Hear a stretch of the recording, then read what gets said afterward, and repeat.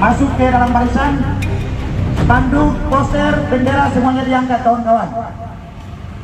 Koordinator benderanya dibagiin buat kawan-kawan semua. Semuanya kumpul. Ingat, sekali lagi saya tidak menjadi tanggung jawab kita. Ingat. Makanya saya minta buat kawan-kawan yang masih di luar barisan secepatnya masuk ke dalam. Semua mengarah ke depan, ke belakang mobil zone kawan-kawan. Sebelum, ingat, kita belum berangkat menuju ke depan KPK sebelum barisan kita rapi kawan-kawan. Posternya diangkat kawan-kawan. Setiap pergerakan penyampaian aspirasi anak bangsa itu sendiri, ini merupakan sebuah tanggung jawab kita secara bersama dalam memberikan, menyampaikan, mendukung para penegakan hukum kita dalam betul-betul menegakkan supremasi hukum di negara kita kawan-kawan. Bahwasannya hari ini gerakan yang kemudian kita bangun di depan Komisi Pemberantasan Korupsi tak lain tak bukan adalah bagaimana kita bicara soal tentang peran besar KPK dalam menyelesaikan praktek KKN di bangsa ini kawan-kawan. Sejak dari dulu kawan-kawan, lembaga yang kemudian kita kenal KPK, Komisi Pemberantasan Korupsi, yang kemudian lahir di rahim reformasi dalam menuntaskan yang namanya praktek KKN di bangsa ini. Tentunya hari ini kita ingin mempertanyakan sebuah taring besar KPK, salah satu lembaga anti lobby yang kemudian punya peran penting dalam menyelesaikan sebuah persoalan KKN di bangsa ini. Tentunya sekali lagi salam hormat kami kepada jajaran Komisi Pemberantasan Korupsi, terkhususnya pucuk pimpinan KPK yang berusaha dilantik, bahwasannya hari ini kita ingin menyampaikan dengan tegas terhadap beberapa persoalan yang kemudian tentunya punya peran penting KPK dalam menyelesaikan hal tersebut kawan-kawan. Bahwasannya hari ini gerakan yang kemudian kita bangun sekali lagi sebagai bentuk kritik kami, di mana peran KPK secara signifikan dalam menyelesaikan persoalan korupsi di bangsa ini. Lebih khususnya adalah berangkat dari persoalan hukum blok merah yang kemudian sempat dibicarakan oleh publik, di mana kasus yang kemudian menjerat salah satu mantan gubernur Maluku Utara, sebut saja Bapak Abdul Ghani Kasubah kawan-kawan. Bahwasannya sesuai proses tempuh hukum yang kemudian sudah dijalankan pada saat itu, ada istilah blok merah yang kemudian disebut dalam fakta persidangan pada saat itu kawan-kawan. Maka tentu ini merupakan sebuah kerja besar Komisi Pemberantasan Korupsi dalam melihat penyaksian dalam fakta persidangan yang kemudian disampaikan kawan-kawan. Kita didatangi dengan salah satu kasus yang memang mencederai marwah daripada KPK terkait tentang ada keterlibatan pucuk pimpinan KPK dalam melakukan praktek suap, praktek pemerasan pada saat itu kawan-kawan. Artinya ini sebagai sebuah contoh buruk yang perlu hari kita sampaikan kepada seluruh jajaran KPK, bahwasannya hari ini gerakan yang kemudian kita bangun adalah bagaimana mengembalikan marwah daripada KPK dalam menuntaskan persoalan korupsi di bangsa ini. Lebih khususnya adalah bicara soal tentang kasus Blok Medan kawan-kawan, yang sudah jelas sudah beberapa bulan kemarin ada gerakan-gerakan yang kemudian dibangun oleh masyarakat, dan di mana mereka menyampaikan dengan jelas terkait tentang keterlibatan dua nama yang memang menjadi pusat perhatian masyarakat Indonesia kawan-kawan. Sebut saja berkaca dengan kasus yang hari ini sejak beberapa bulan kemarin disampaikan jelas-jelas oleh KPK, bahwasannya blok merah yang memang menjerat ada beberapa nama di dalam terkait tentang mantan gubernur Maluku Utara Abdul Ghani Kasubah yang sudah diputuskan oleh hakim dalam kasus ini dan sudah dilakukan penyelidikan oleh KPK, yaitu Bapak Nababang, yang memang nama ini kemudian terlibat dalam penyampaian fakta persidangan secara jelas, disebutkan bahwasannya orang ini kemudian terlibat dalam kasus yang sama kawan-kawan.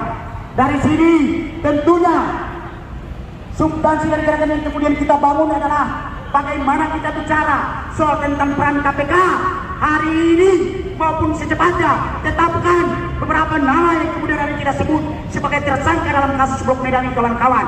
Ini merupakan sebuah pelanggaran yang secara jelas hari ini bangsa kita dirusak dengan yang namanya praktek KKN kawan-kawan. Dengan tegas saya minta kerjasama kawan-kawan, masuk ke depan kawan-kawan. hari ini kita tunjukkan kepada mereka bahwasannya semangat yang kemudian kita bawa hari ini merupakan sebuah kritik kami terhadap praktek penegakan hukum, lebih khususnya di KPK kawan-kawan. Maju ke depan kawan-kawan, maju. Sekali lagi, maju spanduknya diangkat di dinding kawan-kawan. Tunjukkan kepada mereka kawan-kawan. Maju. Kawan-kawan, saya minta maju.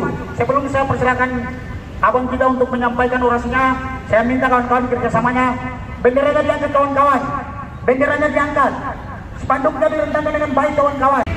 Atas nama Aliansi Pemuda Sumatera Utara dan Maluku Utara, saya mewakili dari Pemuda Provinsi Maluku Utara yang senantiasa mengikuti proses hukum yang ada di Provinsi Maluku Utara, terutama Kiai Haji pertama Gubernur, yaitu Kiai Haji Abdul Ghani Kasubah atau disingkat AGK, seperti disampaikan para orator sebelumnya. Pada 18 Desember 2023, Komisi Pemberantasan Korupsi melakukan operasi tangkap tangan sekitar 18 orang internal juga Jakarta, tepatnya juga di hotel pada saat itu. Operasi tangkap tangan dilakukan oleh KPK. Sampai hari ini beberapa nama yang disebutkan dalam fakta persidangan belum juga diadili sebagai proses penegakan hukum dan supremasi hukum di Indonesia belum sesuai dengan ketentuan yang berlaku.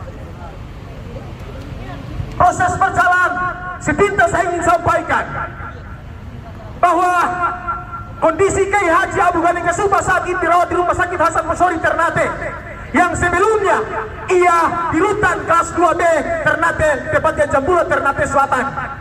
Sempat tepatnya pada ulang tahun ke-73 tahun, saya dan juga teman-teman Maluku Utara bersama dengan Kiai Haji Abdul Ghani Kasubah di rutan kelas 2B Ternate.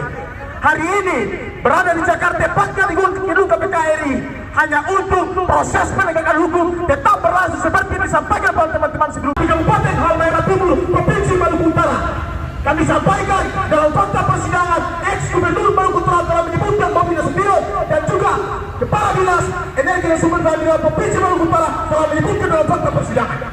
Oleh karena itu, untuk proses penegakan hukum kami berharap pimpinan KPK yang baru hari ini tetap melaksanakan proses penegakan hukum secara baik dan adil untuk di negeri ini. Kalau demikian, proses penegakan hukum yang dalam fakta persidangan berulang-ulang kali disebutkan Bobi Nasution. Apakah jelas? Apakah jelas karena dia laki-laki Jokowi? Apakah jelas karena dia adalah putri kandungan Jokowi alias Kahiyang Ayu? Saudara-saudara sekalian, ini bukan pertama kali disinggung dalam proses ini. Di Provinsi Maluku, tepatnya di Ternate, dan juga di Medan, tepatnya Sumatera Utara. Tercatat dalam semua kasus yang hari ini kita sampaikan. Artinya, kawan-kawan, pada prinsipnya hari ini kita sampaikan kepada KPK menjadi semua atensi KPK dalam melihat persoalan yang memang sudah ditangani oleh KPK pada saat itu kawan-kawan. Namun hari ini belum ada upaya tindak lanjut secara baik oleh KPK kawan-kawan. Artinya kawan-kawan, kalau kita bicara dalam konteks hukum kawan-kawan, ada 3 poin penting yang kemudian itu hari ini kita tegaskan kepada KPK. Bahwasannya poin itu kawan-kawan, kita bicara soal bagaimana KPK bisa mampu menerapkan yang namanya satu, bicara soal tentang kepastian hukum dalam negara hukum itu sendiri kawan-kawan. Kedua, bicara soal tentang kemanfaatan hukum. Ketiga, bicara soal tentang keadilan kawan-kawan. Foto-foto cantik itu yang memang urat malunya tidak ada lagi. Bung, yang memegang, coba angkat ke atas.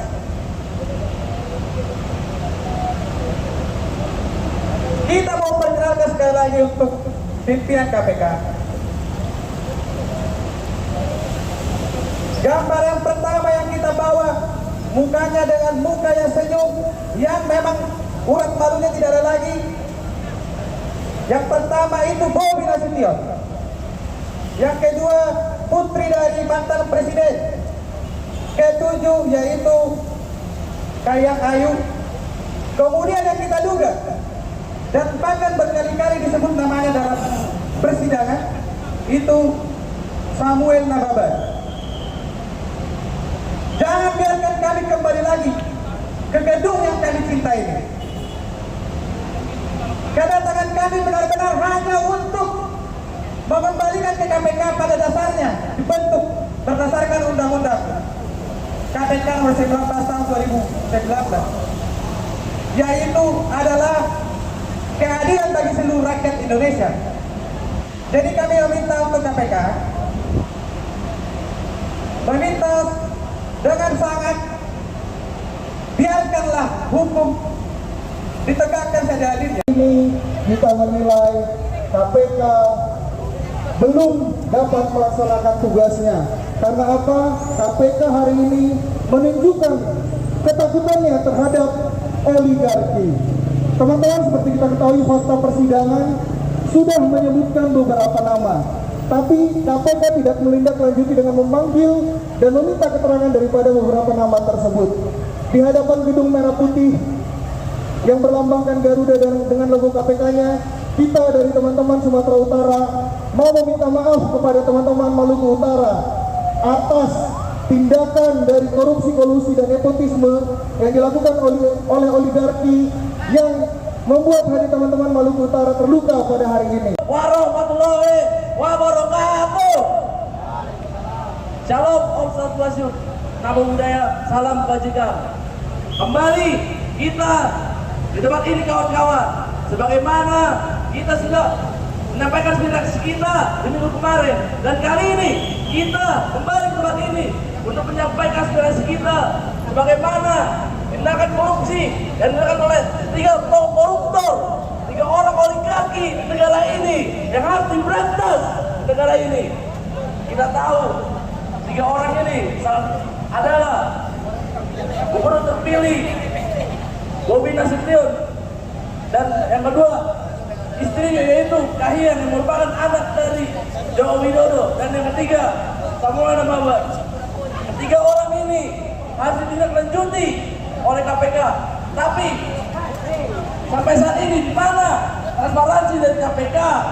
Yang kita tahu KPK harus bisa memberantas korupsi untuk pecah permasalahan korupsi yang negara ini. Paham kan?